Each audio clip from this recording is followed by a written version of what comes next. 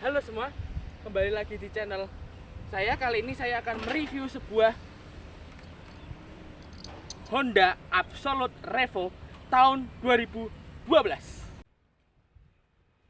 Baik, review kali ini kita akan membahas mengenai Honda Absolute Revo tahun 2012.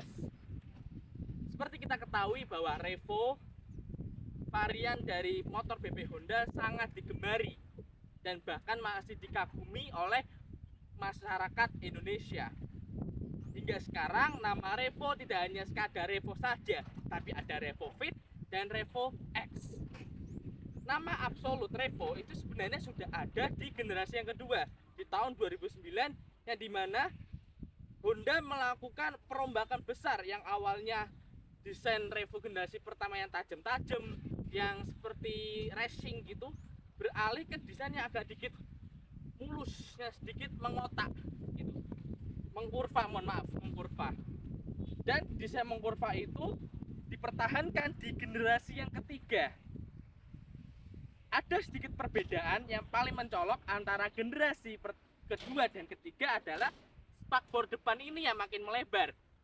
Mungkin saya berasumsi ya bahwa Honda ingin mengembalikan era generasi emas Honda Astrea yang pada waktu itu desain bagian depan yang berwarna putih ya, itu begitu lebar dan bahkan cukup digemari oleh masyarakat muda.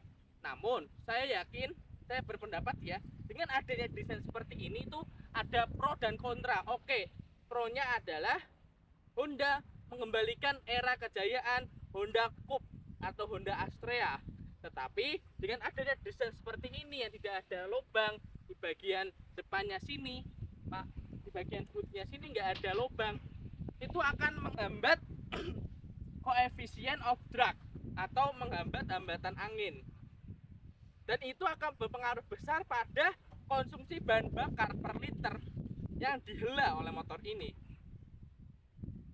Di generasi yang kedua, motor ini mampu mencapai dalam 1 liter itu 64 km per liter untuk konsumsi bahan bakar. Tapi dengan adanya spakbor ini menurut agak drastis. Hasil pengetesan, motor ini mampu menghela dalam 1 liternya adalah 54, bahkan di bawah itu kalau misalkan dalam kondisi kemacetan di ibu kota. Karena apa? Adanya spakbor yang lebar ini dan tidak diberi ventilasi. Selain membuat motor ini boros, juga motor ini sedikit lamban daripada generasi yang sebelumnya, meskipun dengan cc yang sama dan berkubikasi yang sama. Generasi yang sekarang, bahkan sampai sekarang ini, yaitu bermesin 110 cc atau lebih tepatnya 109,8 cc yang menghasilkan tenaga 8 horsepower dan torsi 8,5 Nm, dan itu dicapai di RPM 7500. Meskipun dengan mesin yang sama, motor ini sedikit lamban daripada generasi sebelumnya dan bahkan generasi sekarang gitu. Nah, tapi pro-nya apa sih? Pro-nya adalah yaitu tadi, Honda mengembalikan era kejayaan Astrea yang desain depannya begitu khas yang warna putih. Nah, yang kedua adalah Honda tidak melupakan desain depannya, desain bagian lampu. Bagian lampu masih menggunakan headlamp biasa, lampu bohlam biasa, begitu juga dengan lampu senja, lampu sen juga menggunakan bohlam. Ya, memang pada waktu itu lampu LED belum marak di motor-motor bebek atau motor matic sekalipun. Dan bahkan pengeremannya pun juga sama, depan menggunakan cakram, belakang menggunakan tromol. Namun di generasi sekarang kalau tidak salah, bagian belakang itu sudah menggunakan cakram, rem cakram, yang dimana pengereman ini jauh lebih pakem, jauh lebih menggigit gitu istilahnya, daripada yang rem tromol itu. Karena bagian cakram itu dia kampasnya langsung berdekatan langsung dengan ini as roda. Jadi ketika direm dia langsung set gitu loh. Beda dengan tromol, dia membutuhkan berapa milimeter baru motor itu bisa berhenti. mungkin rif hanya berapa milimeter saja, tapi itu sangat berpengaruh. Ya oke lah, untuk masalah teknologi motor ini sangat sederhana ya. Mesin 1110 cc ini masih berkarburator, belum injeksi, yang artinya motor ini memang agak boros daripada generasi yang sekarang ini gitu. Tapi ini jauh lebih boros daripada generasi sebelumnya karena kembali lagi adanya spakbor depan yang menghambat coefficient of drag atau hambatan angin gitu. Lalu untuk bagian striping ini sedikit berbeda daripada generasi yang kedua. Yang pada waktu lalu, kalau pada saat spakbornya ini masih ramping ya, stiker depannya ini bertuliskan 110. Sekarang mungkin Honda agak mau atau bagaimana ya, ditaruh di bagian ini, bagian spakbor samping, angka 110-nya. Di bagian depan dikasih tanda R. Nah, untuk generasi yang ketiga ini, Honda sudah melabelkan nama R untuk tipe Revo yang bercase wheel atau bervelg racing. Untuk yang bervelg jaring-jaring itu Honda disematkan dengan nama Revo Fit dan harganya jauh lebih murah daripada yang bertipe racing seperti ini. Nah, apa sih perbedaannya antara case wheel velg palang 5 dengan yang jaring-jaring itu? Sebenarnya ada pro dan kontra ya. Pro-nya adalah kalau yang palang 5 ini tampil lebih racing, kalian nggak perlu beli velg yang racing, cukup didandani seperti ini sudah cakep. Mungkin preference ya, tapi kalau yang jaring-jaring memang ketangguhannya dalam menghela beban jauh lebih hebat, jauh lebih kuat daripada yang case wheel. Ini karena apa? Dia fiber. Sedangkan untuk yang jaring-jaring dia menggunakan baja ringan. Maaf, aluminium tapi yang lebih kuat gitu loh. Sehingga saat menghela beban yang lumayan berat, bahkan melebihi kapasitas sedikit, ban yang jaring-jaring itu jauh lebih kuat daripada case wheel. Apalagi kalau dia ini pecah itu nggak di satu set. Beda dengan yang jaring-jaring, misalkan patah satu mungkin bisa ditambali begitu. Nah, lalu untuk kapasitas bagasinya dia cukup standar ya. Di bagasi ini mampu memuat kurang lebih 3 kaos dan bahkan satu air mineral 600 ml, yang artinya total dari bagasi ini kurang lebih 5 liter. Ya maklum karena untuk yang Revo Honda belum menyematkan helm in, itu baru ada di varian Supra X. Nah, lalu bagaimana dengan konsumsi bahan bakar? Maaf, bukan konsumsi, tapi jenis bahan bakarnya apa? Mesin ini menggunakan kubikasi 9.1, yang artinya minimal RON dari motor ini adalah 88, yang artinya minimal motor ini berminumkan bensin premium. Kan sekarang premium nggak ada ya, jadi Pertalite sudah cukup untuk motor ini. Namun ada yang tanya, kalau DC pertama bagaimana? Ya boleh-boleh saja dan bahkan bagus, tapi saya sendiri tidak menyarankan untuk menggunakan Pertamax turbo karena kandungan dari bensin itu untuk RON sendiri sudah sangat tinggi, yaitu 98, dan minimal disarankan untuk mesin yang berkubikasi 11.1.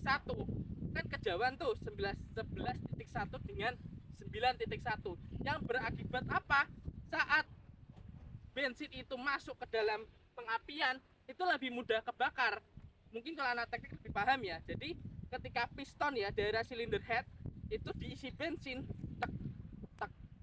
untuk yang direkomendasikan itu udah begini, dia sudah ada apinya.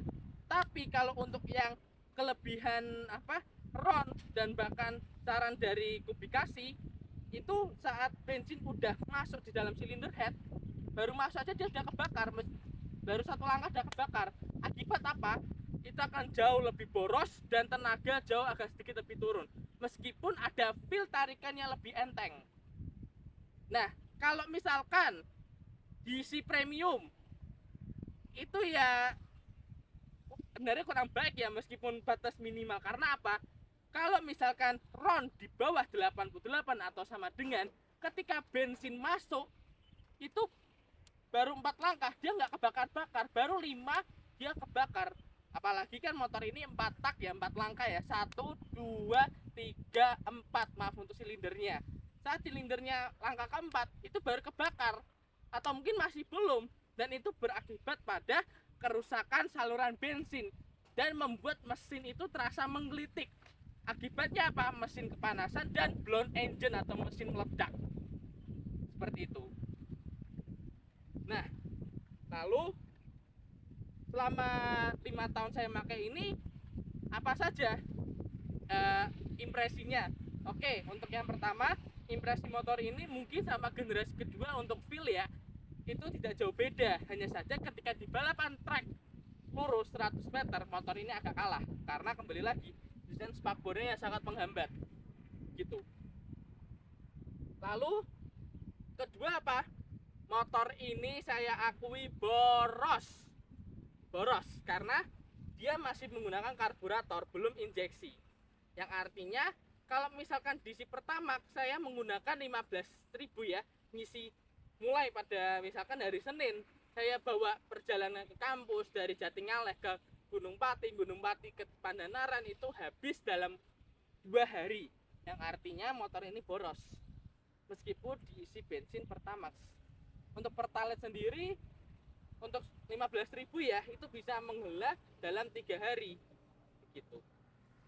Nah, lalu oli apa yang cocok untuk motor ini? Nah, saya merekomendasikan bila Anda memiliki motor tahun 2015 ke bawah atau 10 tahun terakhir, 10 tahun sebelumnya, saya sarankan menggunakan